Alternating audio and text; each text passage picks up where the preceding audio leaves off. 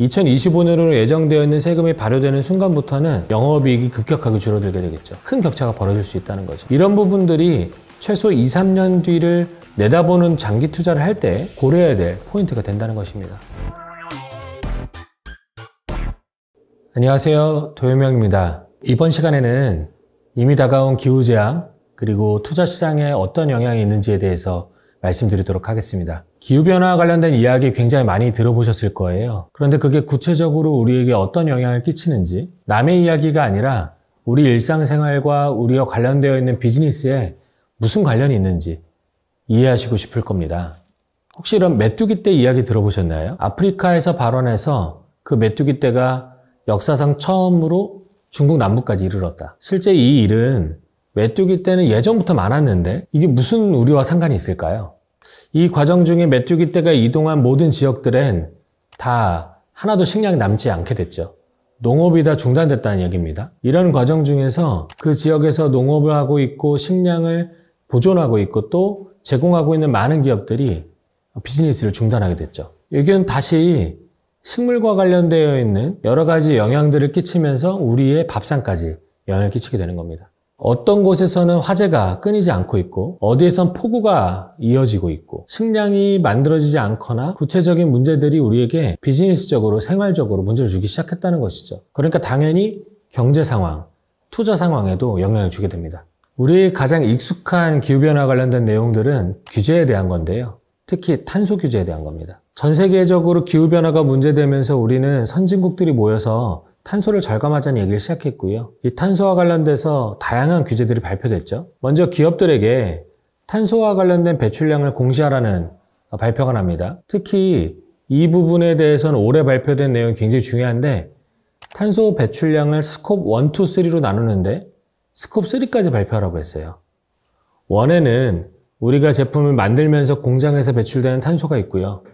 2에는 우리가 에너지를 사용하면서 나오는 탄소들이 있겠죠. 여기까지는 우리가 추적할 수도 있고 또 어느 정도 내용들을 잘 정리해서 공표하는 게 너무 당연해 보이는데요. 스콥 3에는요.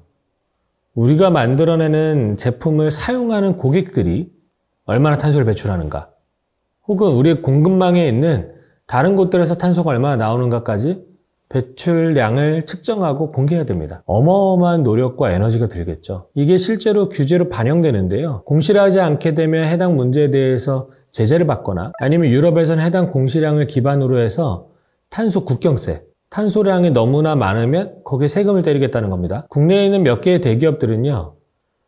유럽에 있는 수출을 지금처럼 유지하면서 탄소량을 저감하지 않으면 연간 2조에서 3조가량의 세금을 내야 된다고 합니다. 그러니까 숨겨져 있는 비용들이죠.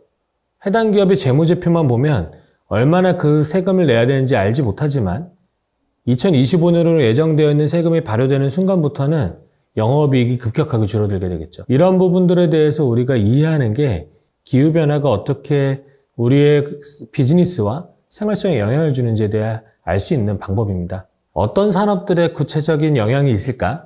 무슨 영향이 있을까를 좀 알아보도록 할게요. 전 세계에서 탄소 배출량이 가장 많은 산업군 3개를 뽑으라고 하면 첫 번째가 교통인데요. 이 교통 중에서 항공산업이 최고인 거죠. 두 번째는 건물이고 그 안에는 빌딩도 있고 또 거기 빌딩을 사용하는 여러 탄소가 있으니까. 그리고 세 번째는 고기 축산업이에요. 소고기로 대표적으로 알려져 있죠. 이런 영역들이 다 탄소 배출량이 많기 때문에 소비자의 반향, 규제의 노출 등등이 일어난다는 겁니다. 항공사를 대표적으로 예를 들어볼게요. 단순히 항공사에 대해서는 소비자의 반향뿐만이 아니라 여러 가지 영향이 있는데 먼저 소비자의 반향. 유럽에서 이야기가 많이 되는 것 중에 하나가 플라이트 쉐임, 비행기가 부끄럽다는 겁니다. 여행을 할 때 비행기를 타고 여행하는 게 간편하긴 하지만 너무 많은 탄소 배출량을 내니까 부끄럽다는 거예요. 그래서 유럽에 있는 소위 MZ라고 불리는 이 청년 세대들과 많은 시민들이 기차를 타자, 비행기를 그만 타자 이런 활동들을 하고 있어요. 실제로 유럽 내부에서 움직이고 있는 관광을 주로 하기 위해 활용되고 있는 노선들은 급격하게 탑승객들이 줄어들고 있다고 합니다. 소비자의 반향뿐만 아니라 실제로 운영하는 데도 어려움이 있어요. 혹시 그거 아십니까? 기온이 올라가면요 양력이 줄어들어요. 그럼 비행기가 뜨는데 더 많은 에너지와 더 긴 활주로가 필요합니다. 지금처럼 온도가 상승하면요, 폭염이 있을 때에는 비행기가 뜨지 못할 거다라고 보는 경향도 있습니다. 우리는 바람이 불거나 폭우가 내리거나 벼락이 칠 때 비행기가 못 뜬다고 알고 있는데 이젠 너무 더워도 비행기가 못 뜨는 거예요. 이런 여러 가지 흐름 때문에 유럽에서는 아예 본인들의 비행기에서 배출되는 탄소량만큼을 옵셋, 탄소 저감과 관련된 권한을 사는 것으로 0에 가깝게 만들려는 노력들도 시작되기 시작했습니다. 심지어는 좌석 중에요, 내 탄소는 옵셋할 수 있는 그런 옵션이 들어가 있는 좌석도 팔고 있어요. 굉장히 다양한 소비자의 생각들과 또 원하는 베네핏들을 반영하는 새로운 시장들이 열리기도 했다는 말입니다. 두 번째 다뤄볼 영역은 반도체인데요. 우리나라에서 반도체를 빼고 산업을 얘기할 수 없죠. 이 반도체는 하이테크와 관련된 기술 영역 산업에서 가장 많은 탄소 배출량을 갖고 있습니다. 물론 워낙 양이 크기도 하고요. 또 전기가 많이 사용되기 때문인데요. 이 부분에서 우리는 직접적인 전기 사용량뿐만 아니라 물이 또 많이 사용된다는 사실을 기억하실 필요가 있습니다. 한국에서도요, 이 반도체와 관련된 공장을 설비할 때 시민들의 반발이 있다라는 기사를 혹시 보신 적 있으신가요? 옛날에는 큰 공장이 우리 지역에 들어와 너무 반가워, 뭔가 세금을 많이 내겠지, 이런 기대가 있었는데 여전히 그 기대는 있지만 동시에 물과 전기를 너무 많이 사용해서 정전이 일어날 가능성이 있다, 단수의 가능성이 있다는 사실이 알려지기 시작하면서 해당 부분에 대한 문제가 제기되고 있는 거죠. 실제로 미국에 있는 삼성 공장 혹은 TSMC의 공장들은 단수 혹은 단전과 관련된 위기감을 느끼고 있습니다. 향후 우리가 겪게 되는 한 10년 뒤에는 비가 잘 내리지 않을 거라고 예상되기 때문에 해당 부분에 대한 문제가 이슈가 되는 거죠. 이런 영향들을 고려해서 반도체 회사들이 어떻게 하면 우린 물 사용량을 줄이면서 갈 수 있을까? 건식으로 좀 더 물을 덜 사용하면서 혹은 전기 사용량을 줄일 수 있을까? 고민하고 있는 겁니다. 그 부분에 대해서 능력을 갖추기 시작한 기업들이 더 미래는 잘 되겠죠. 이 부분에 우리는 관심을 가질 필요가 있다는 거예요.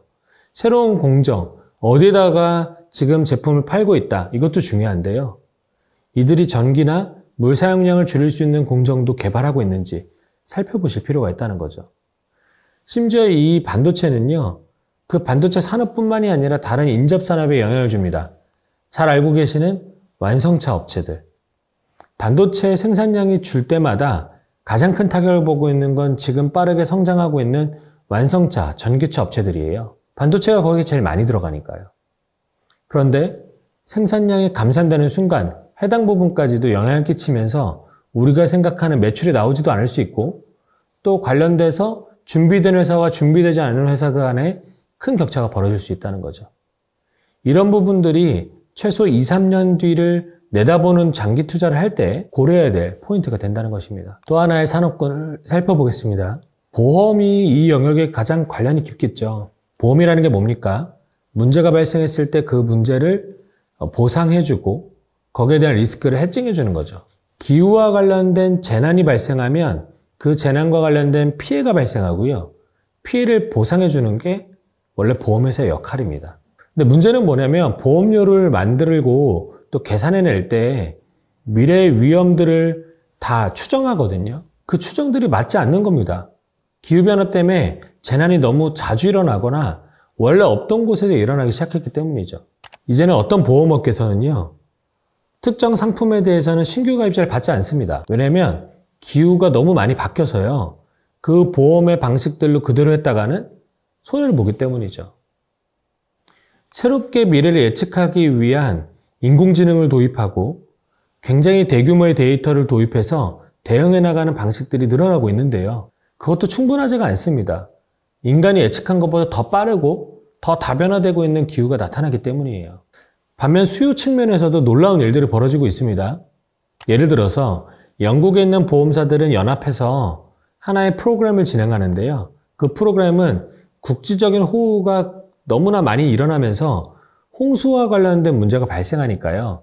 그것을 막아낼 수 있는 건물들의 어떤 조치들을 미리 취하면 보험료를 인하해 주는 겁니다. 이런 방식으로 하나의 수요를 새롭게 형성하고 있는 구조를 갖고 있기도 해요. 또 기후와 관련된 날씨 보험이라는 게 급증하고 있습니다. 인도에 있는 ICICI 롬바르드라고 하는 보험회사는요, 농민들이 보험이 필요한데 그 보험을 농민들의 어떤 도덕성이나 혹은 그 농사 자체의 어려움들 때문에 보상을 해주는 건 너무 계산하기 어렵잖아요.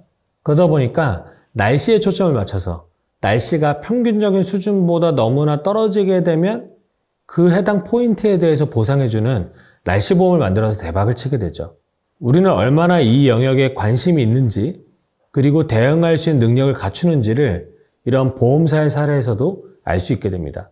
사실 기후변화가 영향을 미치는 영역은 모든 산업이라고 보셔도 무방합니다, 사실. 우리의 건축은 안 바뀌겠습니까? 혹은 발전기의 형태는 안 바뀔까요? 모든 영역이 바뀌는데요. 특히 소비자의 관심이 직접적으로 부여되거나 아니면 기후변화 중에 가장 극적으로 벌어지고 있는 온도나 혹은 강수량, 여기에 연관되어 있는 산업들이 눈에 보이도록 변하기 시작하는 거죠. 멀리 가실 필요도 없습니다. 한국에서 무슨 일이 벌어지고 있죠? 대구에서 사과가 이제는 덜 나기 시작했죠. 이런 우리 가까이에서도 농산물이 어디에서 나고 예전에 나지 않던 게 이제는 나지만 또 어디에서는 나지 않고 이런 과정들을 우리가 지켜보고 있지 않습니까? 이게 대단위로 벌어지면 우리가 알고 있는 산업적인 재앙 혹은 기후변화로 인한 어떤 특정 영역에 대한 위기가 발생되는 겁니다. 아주 가깝게 우리가 길게 겪었던 게 있습니다. 코로나죠. 실제로 코로나가 이렇게 빠르게 확산된 데에는 기후변화와 관련된 영향들이 있어요. 전염병이 퍼지기 위한 좋은 조건들이 갖춰진 곳들이 많았고 그런 조건들이 갖추어진 곳들에서 심지어는 교통까지 우리가 확산된 상태다 보니까 빠르게 퍼진 거죠. 그리고 어떤 결과를 얻게 됩니까? 우리의 경영진도 문제가 없었고 전략에도 문제가 없었고 현금 흐름도 괜찮았고 모든 게 다 괜찮았던 여행업계가 박살이 나죠. 우리는 좀 더 넓은 관점을 가지고 산업에 대한 기후 영향, 기후 변화에 대한 임팩트를 고려할 필요가 있습니다. 그렇게 한 산업들을 검토하실 때마다 혹은 관심을 가지실 때마다 전방위적으로 바뀌고 있는 기후 변화가 어떻게 영향을 끼칠까 고민해 보시면 좋겠습니다. 이번 시간에는 기후 변화가 실질적으로 산업과 관련성이 있다는 걸 알아봤고요. 다음 시간에는 거기에 대응하고 있는 기업들 그리고 새로운 솔루션에 대해서 이야기 나눠보도록 하겠습니다.